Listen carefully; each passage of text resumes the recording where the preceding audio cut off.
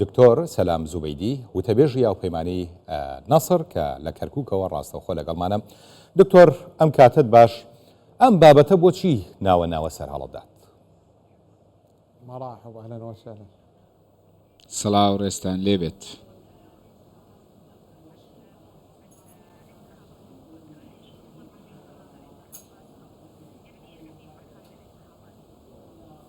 نعم بسم الله الرحمن الرحيم. تحية طيبة لكم. منای خۆی گەورە میهرەبان، سڵاو ڕێز بۆ بینەرانی بەڕێستان. من پێم وایە قسەکردن لەسەر بابەتی هەڵبژاردننی پێشوەختە،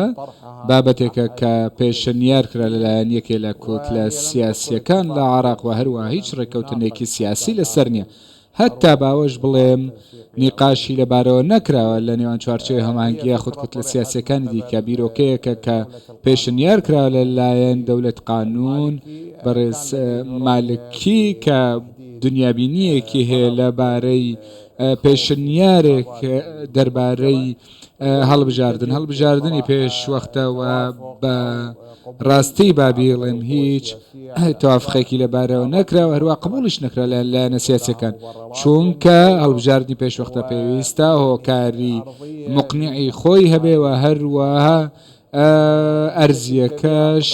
گونجاو بێ. ئەمە مغازلێ بۆ تیاری سەدری کە لە پرۆسەی سیاسی کشانەوە ئارمانجی سەرەکیش ئەوەیەکە نامەیەکە بۆ تەفگەری سەدری بۆی جارێکی دیکە بگەڕێنەوە بۆ لێپرۆسەی سیاسی و بەشداری لە هەڵبژاردن بکەن، چونکە تەیار هەندێک ئاماژەی هەیە کە بگەڕێنەوە نێو پرۆسەی سیاسی، بەڵام هیچ لێدوانێکی فەرمیان نییە بۆ بەشداریکردنەوە لە هەڵبژاردن. بۆیە قسەکردن لەبارەی هەڵبژاردننی پێشوەخت وەکوەوەیە کە باس لە گفتوگۆی تورشان بکەی، چونکە هیچ مقاوماتێک نییە کە بچتەنەوە هەڵبژاردننی پێشوەختە و هەروەها کاتێک ماوە لە تەمەنی پەرلەمان و حکوومەت کە کەمە و هەروەها تەواو نییە بەپێی وتەی کۆمسیۆنی باڵای سەر بەخۆی هەڵبژاردنەکان بێ بۆی بتوانن هەڵبژاردننی پێشوەختە بکەن لەو ماوەی کە ماوە لە تەمەنی حکوومەت پەرلەمان. بۆیە من پێم وایە قسەکردن لەسەر هەڵبژاردننی پێشوەختە مغازلەی سیاسیە یاخود کەسێکی سیاسیە و هیچ شتێک نییە و قبولکراوی لەلایەنە سیاسەکانەوە، هەتا پرۆژەیەکیش نییە لەلایەن حکوومەت کە پێشنیار کرابێ. ئەی بۆ پێتوانی ئەمە کارتی فشارە لەسەر حکوومەت بۆ جێبەجێکردنی هەندێک لە داواکاریەکانی هەندێک لایە؟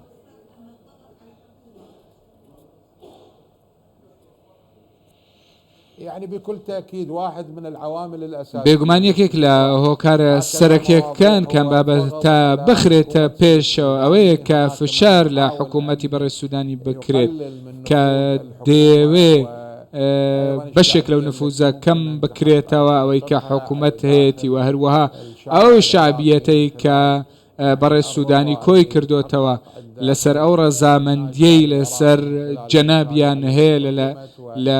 لەبارەی ئەو پرۆژانەی کە کردوونیەتی و هەروە هەندێک کاری کردووە حکوومەت کە خەڵک لێی ڕازی بێ.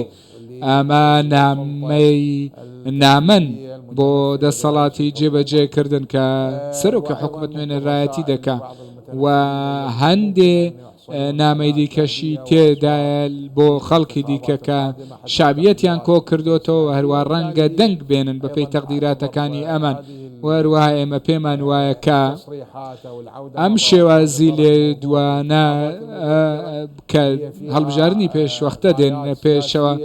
غایەوە هەروەها دیوی دواوەی سیاسی هەیە بۆ هەڵبژاردن بۆ ئەوەی کاریگەریان هەبێت لەسەر دەسەڵاتی جێبەجێکردن کاتێک هەڵبژاردن دەکرێت. زۆر باشە. گلەیەکە تەنها لە حکوومەت نییە، یعنی تێبینیەکە تەنها لەسەر حکوومەت نییە، بەڵکو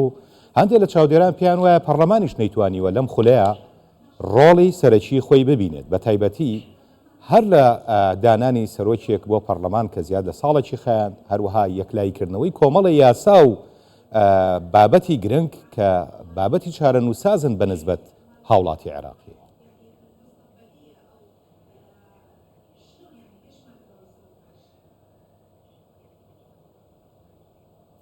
ما أخفيك يعني بصراحة البرلمان الحالي ناشاردرێتەوە با بەڕاستی پێت بڵێم پەرلەمان ئێستا بەلاوەسترین قۆناغی نیابی خۆیدا تێدا پەڕێ کە دوو کاری سەرەکی هەیە کەمیان دانانی یاساکان و هەروە چاودێریکردنی دەسەڵاتی جێبەجێکردن و هەروەها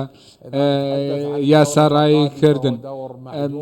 دەورەکەوە ڕۆڵەکەی زۆر خراپە کەسێ داوا ناکات و هەروەها میێوان ناکات لە پەرلەمان لەگەڵ ئەوەی کە گەندەڵیەکی گەورە هەیە لە وەزارەتەکان و لە دامەزراوەکانی وڵات و هەروەها یەک سەلە هەیە و بەداخەوە پەرلەمانێکی ڕاستەقینە نابینین کە دەنگ لە سەر یاساکان بدا و یاسانێک کە گرنگن و پەیوەستن بە ژیانی کۆمەڵایەتی بەرژەوەندی گشتی وڵات من بەڵێ لەگەڵ تۆم کە دەوری پەرلەمان لاوازە و غیابی پەرلەمان و غیابی سەرۆکەکە هەبوو کە کاریگەریەکی گەورەی کردە سەر سیاغەکردنی قانونەکان و چاودێری دەسەڵاتی جێبەجێکردن بەڵام بە شێوەیەکی گشتی دەزانن کە کاتێکە کە هیچ شتێک ناگۆڕێ گەر باسی هەڵبژاردننی پێشوەختە بکەین پێویستە باسی هەڵبژاردننی داهاتوش بکەین لە دوای پێشوەخت چونکە ئێمە کاتێکی زۆرمان لەبەردەست نییە کاتێکت دەوێ بۆ گۆڕینی یاسای هەڵبژاردن بابەتی لۆجستی نیزامی هەڵبژاردن ئەمانە هەمووان شتانێکن کە پێویستیان بەکارکردن تێدایە پێویستە جارێکی دیکە هاوڵاتی سیقەی بە پرۆسی سیاسی بێ هەڵبژاردنەکان نەزیه بن هەڵبژاردنەکان پاک بن ئەم کاتێکی ئێستا ماوەتەوە ڕەنگە هێزە سیاسیەکان چالاکەکان ئەمانەی سربەخۆن کار بکەن بۆ ئەوەی یاسای هەڵبژاردن بگۆڕن و هەروەها پشتبەستن لەسەر یاسایەکە شەفافیەت و دادپەروەری تێدەدا بێت بۆیە ترێز بۆ دروستکردنی هەڵبژاردننی پێشوەختە ئەو ئارمانجە ناپێکێکە پێویستە کە تۆ هەڵبژاردن نەگۆڕی و ڕێکارەکان نەگۆڕیت ناوەکان تەنها سەر و چاوەکان دەگۆڕدرێن جارێکی دیکە هەمان هۆکار و ئەسالیب دەبن و پرۆسەی سیاسی پێشوو خۆی دەبێت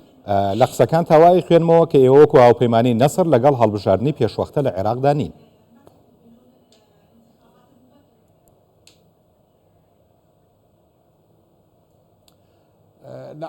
طبعا نحن الدعوة لانتخابات مبكرة أكرر مرة أخرى يجب أن تكون بێگومان هەڵبژاردننی پێشوەختە جارێکی دیکە دەیڵێمەوە پێویستە هۆکاری خۆی هەبێ مقاوماتی خۆی هەبێ